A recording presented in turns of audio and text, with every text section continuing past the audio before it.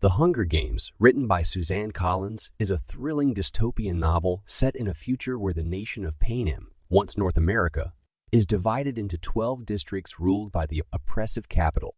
Each year, as a brutal reminder of their subjugation, the capital hosts the Hunger Games, a televised event in which one boy and one girl from each district are chosen to fight to the death until only one victor remains. The story follows the courageous and resilient protagonist, Katniss Everdeen, a 16-year-old girl from the impoverished District 12.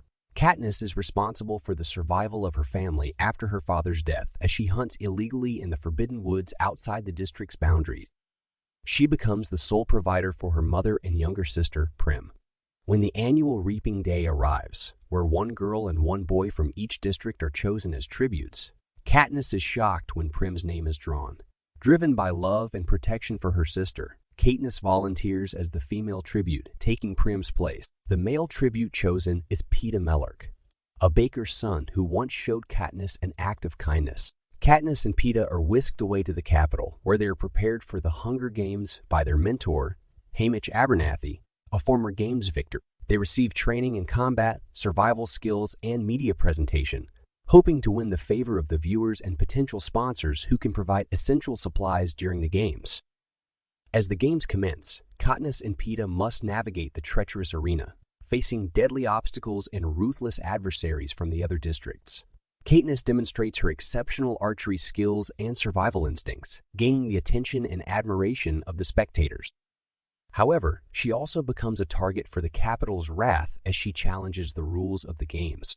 During the course of the Games, Katniss forms an alliance with Rue, a young tribute from District 11. They develop a strong bond, but Rue's life is tragically cut short. Fueled by her grief and defiance, Katniss honors Rue's memory by defying the capital and symbolically showing her defiance to the oppressive regime. As the Games progress, a complex love triangle emerges between Katniss, Peeta, and Gale, her childhood friend. Their relationships are tested as Katniss must balance her feelings while fighting for survival. The capital exploits their emotions for the sake of entertainment, manipulating the Game's narrative to increase the drama. Ultimately, as the number of tributes dwindles, the game makers alter the rules, allowing two victors if they come from the same district.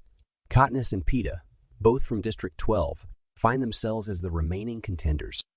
Apologies for the previous incomplete response. Here is the continuation of the synopsis. Katniss and Peeta, both from District 12, find themselves as the remaining contenders. However, instead of allowing the capital to force them to kill each other, they decide to consume poisonous berries, intending to die together and deny the capital their victory. Their act of defiance threatens the capital's authority and the integrity of the Games. In a desperate attempt to maintain control, the game makers announce that both Katniss and Peeta will be declared winners.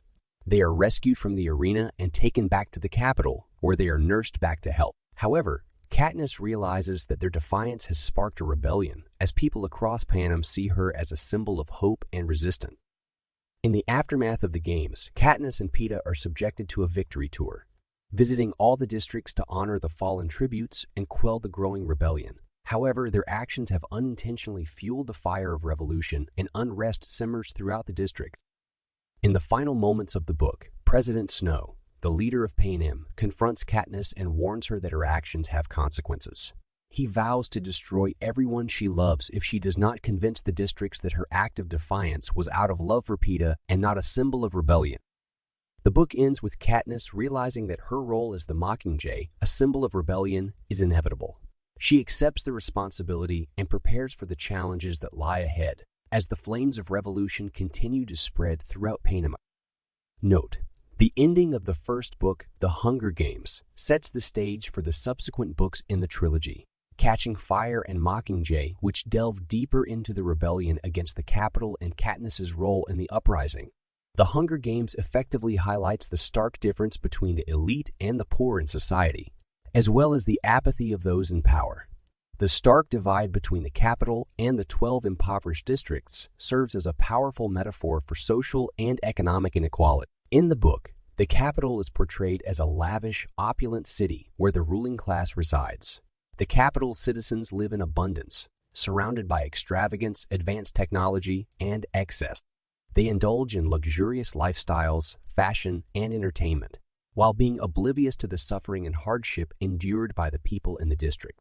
On the other hand, the districts represent the oppressed and impoverished majority. They struggle to meet their basic needs with limited access to food, resources, and opportunities. The districts are subject to the capital's control and exploitation, forced to provide resources for the elite's comfort and entertainment. The stark contrast between the capital and the districts illustrates the vast disparity in wealth, privilege, and power. The people in the districts are trapped in a cycle of poverty, with limited means to improve their circumstances. They are marginalized and oppressed, with their lives controlled by the capital. The apathy of the people in power is depicted through the indifference and cruelty displayed by the capital's citizens and leaders. The Hunger Games themselves serve as a twisted form of entertainment for the elite, as they watch young tributes from the districts fight and die for their amusement.